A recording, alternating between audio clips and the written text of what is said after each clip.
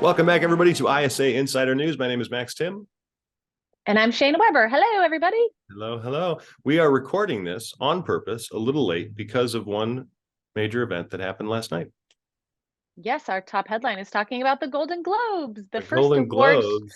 the first award show of the season. Let's just get right into that. Our top headline of the week. If anybody watching this watched the Globes or have been paying attention to the news reports about who won, etc., please put your comments down below. But what did you think, Shayna, just overall as an experience of watching? I felt like it was pretty much as expected. I think there were a couple winners that were surprising.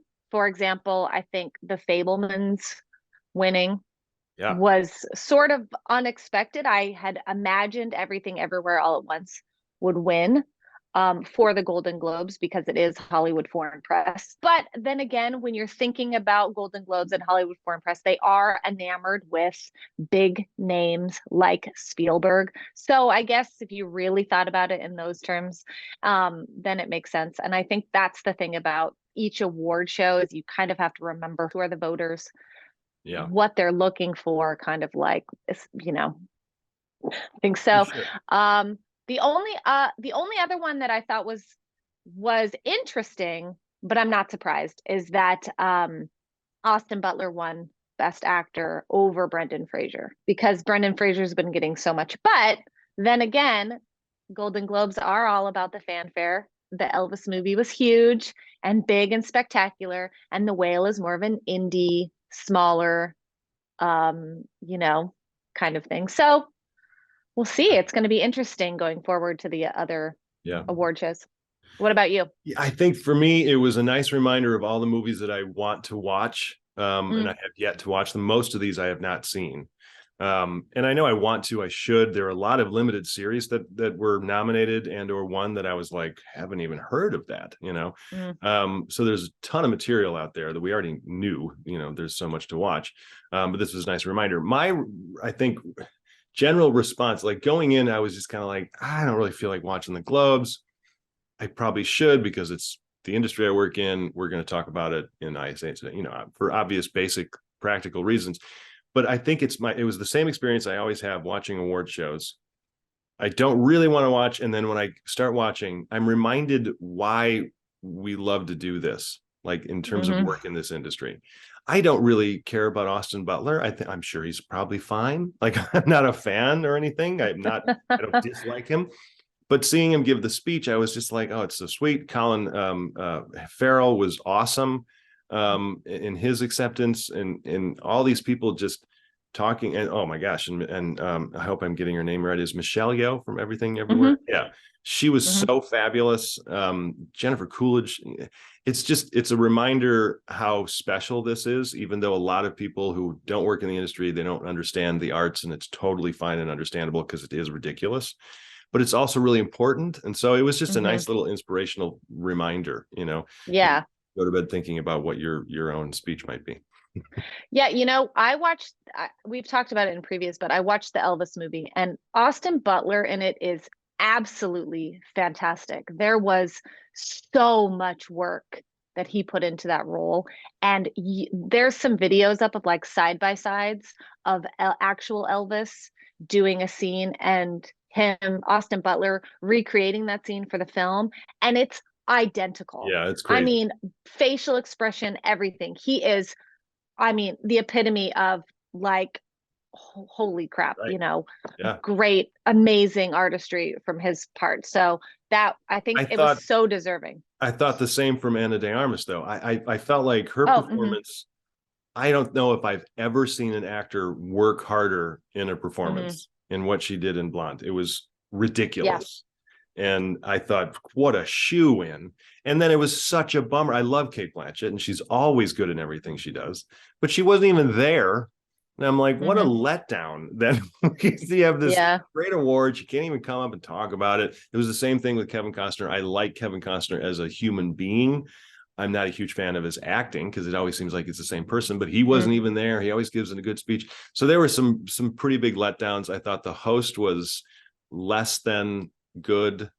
But what are you going to do? Yeah, it'll be interesting to see from these awards, because what they say sometimes is that the speeches and the winners of the Golden Globes sort of set the tone, or Yeah. their practice session for the Oscar speech. Mhm. So they get to sort of get up there, have fun with it, get the nerves out, figure out what's landing and what's touching people for their Oscar speech. So it'll be interesting to see those nominations coming up. And they just announced the nominations for SAG Awards. Here I'm we very go. interested to see if they award Spielberg like they did for the Globes in the Oscars. That'll be really interesting, because it is kind of a different level of award show. And I was very surprised that Spielberg won director and picture, but I need to see the Fabelmans. I don't know. I bet it's wonderful. I do too.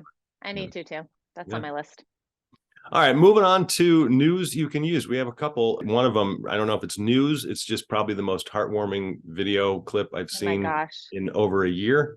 And what you found this one. I hadn't seen it. I did. I saw it on Twitter and I literally teared up. So Kate Winslet is in Avatar 2, which is the other news you can use. It hit $1.7 billion. And now they're talking about Avatar 3, 4, and 5 that James Cameron cannot deny he's doing, I guess, now. He said that. So Kate Winslet is doing an interview. She does press junkets and it's like interview after interview.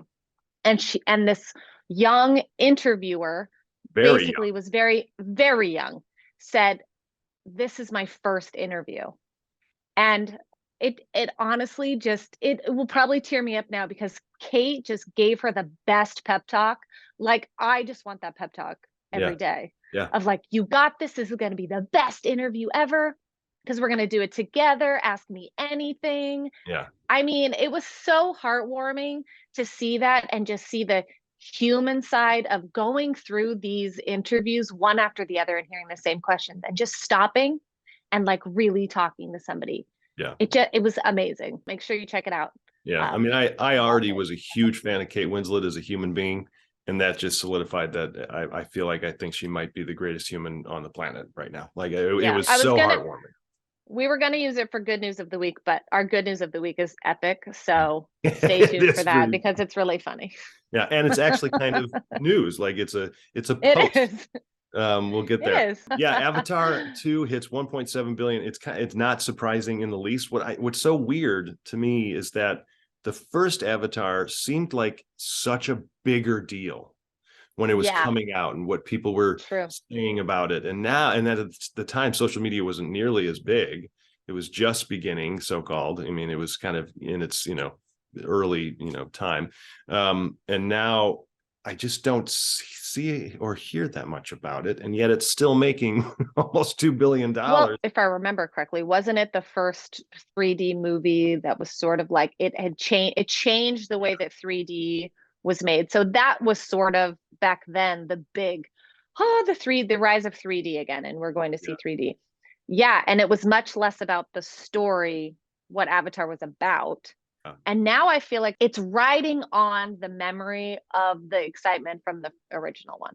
And I have not seen it. I'm not a fan of Avatar. I will probably watch it later, but I'm not going to go to the theater and spend 3 hours. I'm just not going to. I just don't really want to either. I get motion sickness with 3D, which is such a bummer, because I'd probably love it. But it feels like it's more about, can James Cameron do it again, as opposed to let's go see this cool movie. Right. Is he going to reach $1.7 billion? Is he going to get that budget back? If you've seen Avatar, please tell us. Was the 3D amazing? What was your experience in the theater like? Did you like the movie and the story? Let's not even comment about the business and James Cameron stuff. I think James Cameron, this is my own personal opinion, might be an egomaniac, which hello. But he's really good at what he does, so it's not like I'm taking anything away from his artistry. But nonetheless, he kind of bugs me and rubs me the wrong way a little bit. But that's my opinion. Only my opinion. He's very confident. Let's say that. That's probably very confident human being, as he should be. But yes, I guess this week in ISA Insider, we've got one heck of an article that I hope everyone watching reads, because it's so important. This is from one of our favorites, Lee Jessup. She's talking about spec scripts, and it's a question that every single writer brings up, wants to know about, and basically she lays it out in this article of exactly what's going on in the spec market, if specs are selling, what the new path is, because they're not. Spoiler alert, but what the path is, what you need to do. And I think that she's pretty much spot on in this article, aside from go make something yourself. We've kind of mentioned it before. I talk with my writers one-on-one and in groups a lot about this particular topic. Your expectations about writing a spec script. A spec script is writing something on speculation that's completely unique to you. You're not receiving notes or support or help from an executive or a company. You're not hired to do that. It's your own idea. It's what most writers do. We just come up with the original idea, we write it. The expectation of selling that script is too high. I mean, it's just too high. Instead, we have to shift our view in terms of how we look at what that script represents. And it's a calling card for more work. That's really how the industry has shifted since the 90s. And that's she goes into a nice little history lesson about how the studios used to be privately owned. And so they were throwing money around like crazy, especially after the writer's strike in 2008. And they were just buying up all this material for a lot of money, millions, from writers that were unknown. Nothing was attached to the script. They were just like, here's, $750,000. We'll buy the script from you. That person walks away with a nice payday. That just doesn't really happen today. There are still some writers out there who are able to make a living doing that, but they're already proven and they've already, they have a track record. And so she is shifting the way we look at this in terms of the purpose of a spec script. Yes, a script can sell outright, but it's almost always, because other attachments have been put onto the script. You've got A-list, talent or director, you've got a company that's attached to it.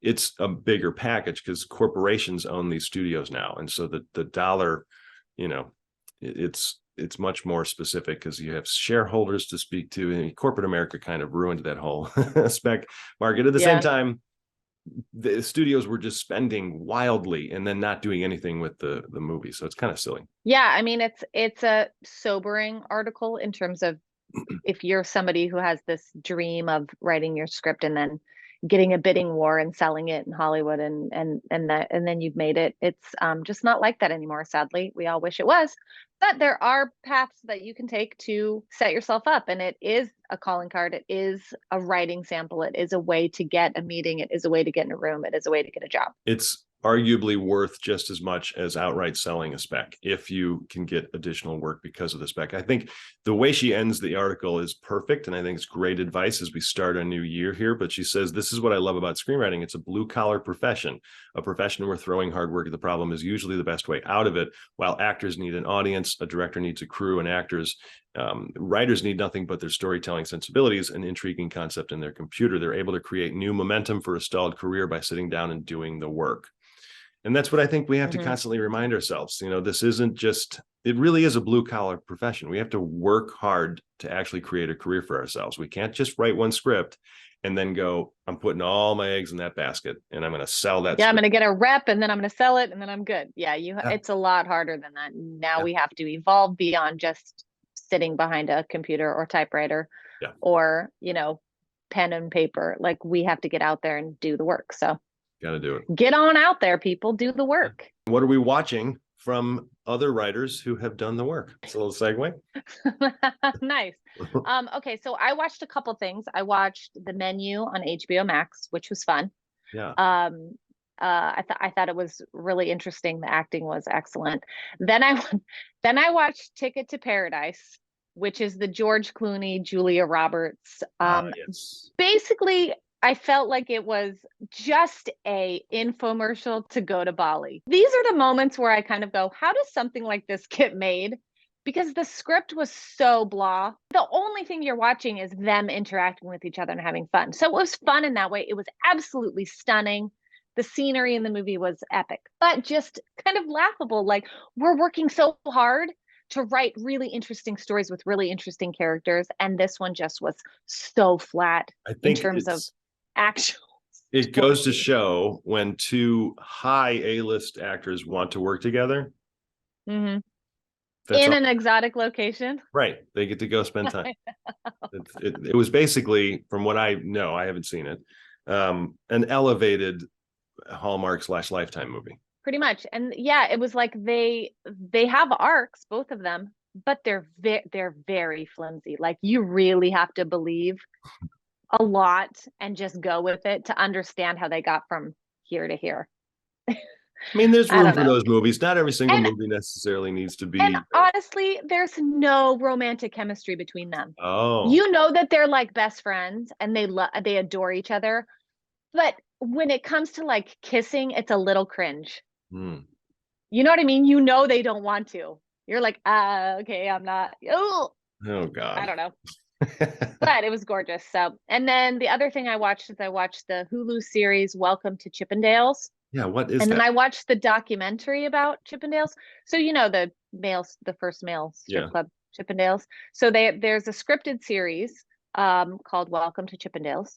And it's sort of telling that story of how that came to be. And then I watched this documentary series about it, which also was on Hulu, which I love when they do that sometimes, to see how much the scripted story matched, which it doesn't. Hmm. There's points in it, but they're not the same timeline and people. Very interesting. Really, I get why they wanted to turn it into a series, because there's a lot of just like manipulation, and there's murder, and there's people trying to steal ideas and contracts and all this stuff, and it's really interesting. So I think it's a good series. It's funny.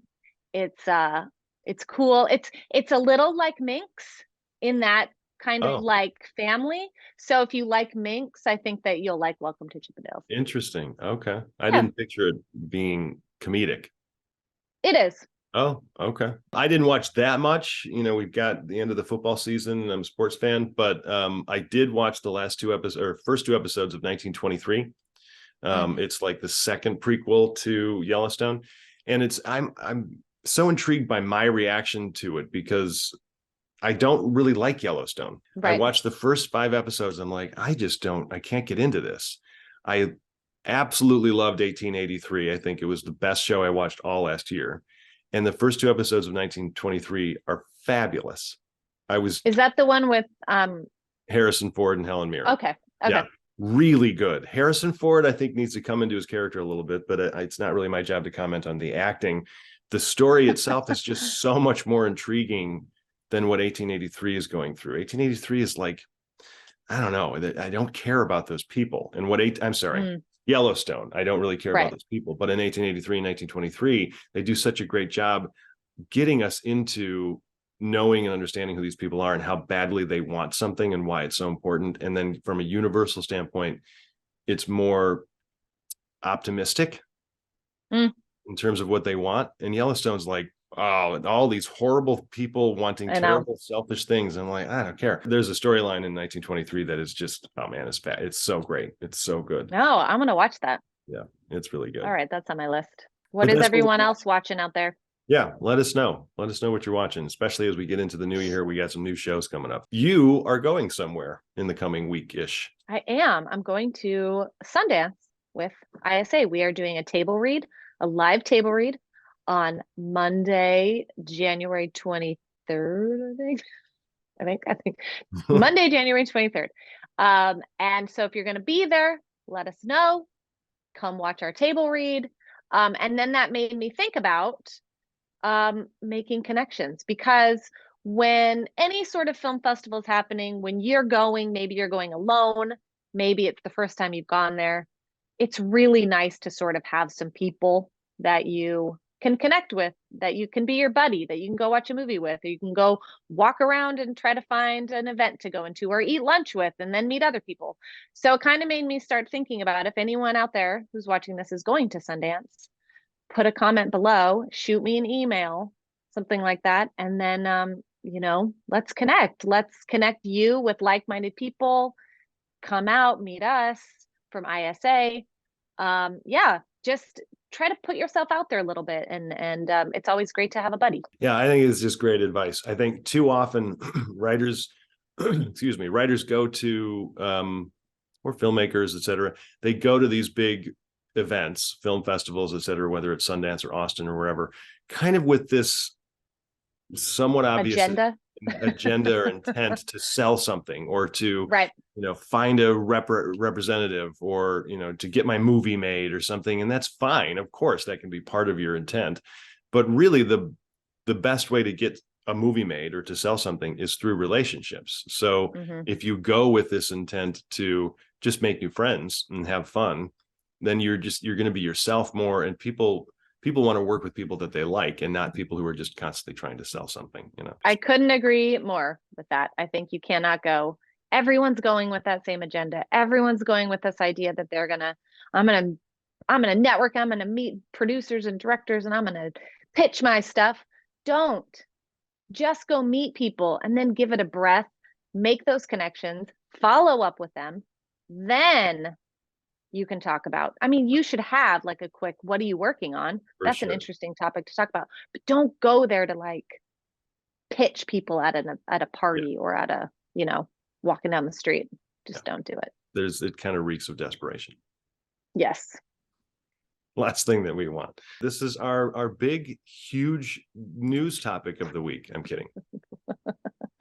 Okay, everybody, just hold tight, because this may be the job for you, especially if you're not selling your spec scripts.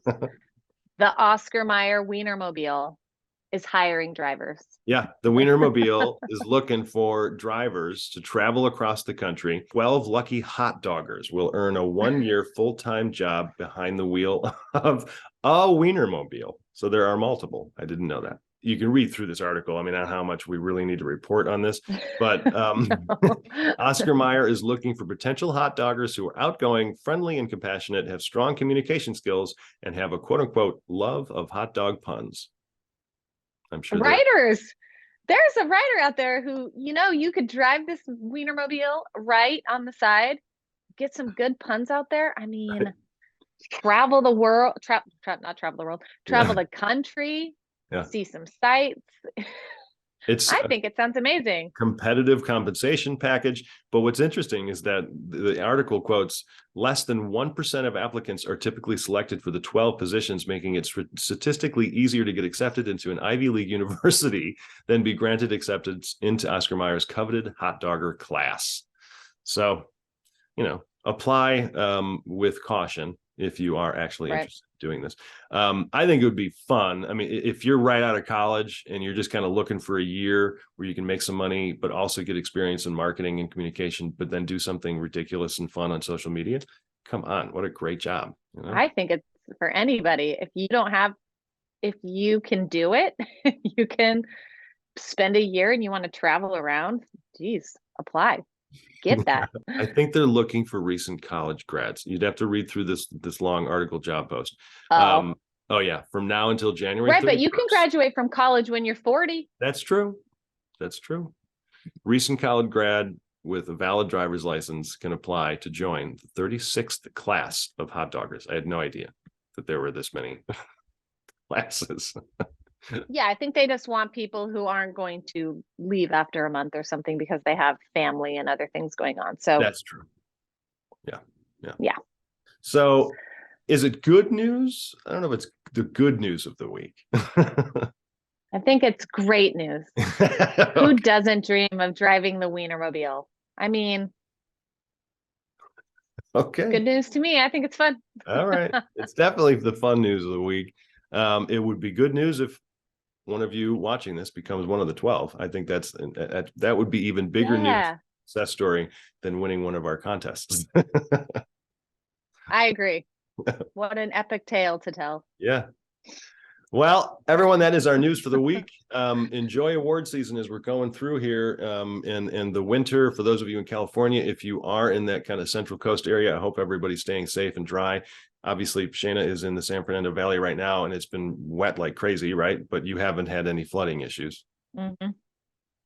Oh, you have had flooding? Not the streets have been flooding, but nothing that's like, they kind of go up and then it stops and they go down. So nothing that's been detrimental. No. Yeah. All right, everyone. Have a great week. We'll see you next time.